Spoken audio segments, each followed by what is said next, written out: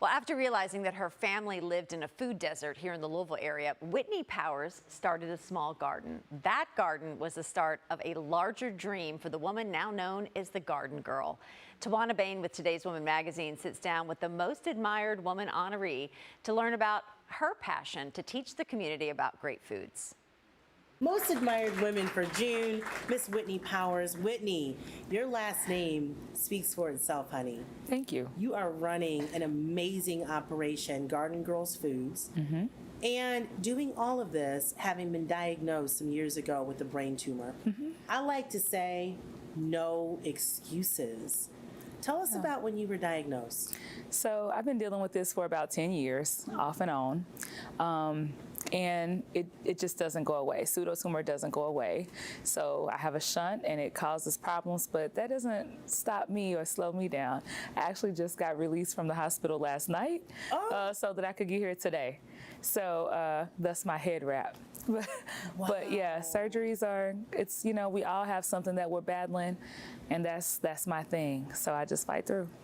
We're all battling something. Hence the reason why we have to be careful with our words and how we treat one another, because we never know what's going on. What is it that drives you to get up and keep going every day? The fact that I do open my eyes means I still have purpose. My assignment is not finished. So until my assignment is finished, I won't rest. I tell my team all the time, I'll rest when I die. And that's what I mean. And I love what I do. So when you love what you do, you don't really get tired.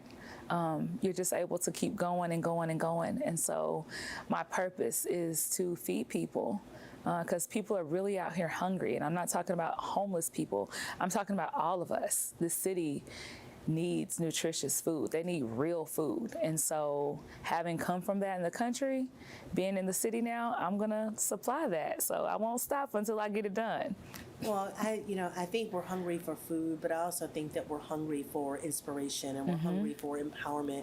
And I sit and I look at you, and you are beautiful. Thank you. Right? There would never be, had I not been reminded, that would have not been the first thing that I would have thought about as a diagnosis that you had 10 years ago. But I think it's important to talk about that, because there are so many women that are walking around that may have a brain tumor and not even be aware.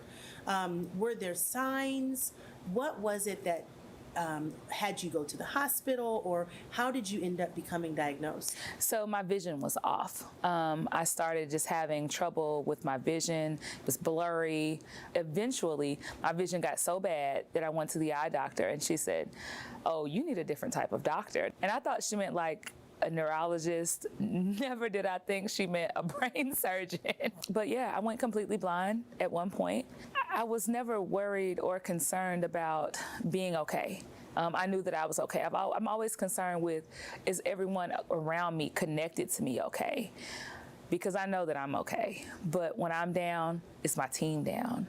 Like I think that's what stops us as women sometimes from checking on ourselves or taking care of ourselves. We're so busy taking care of everybody else. And so I just had to take that time. There's someone else that takes care of you through business, and that's your mama. Yes, Mama Garden, baby. Mama Garden is there, honey, whipping up food, honey. Every day. So tell me about that. I mean, one, I'm certain she's got to be so proud of her daughter for all that you've gone through.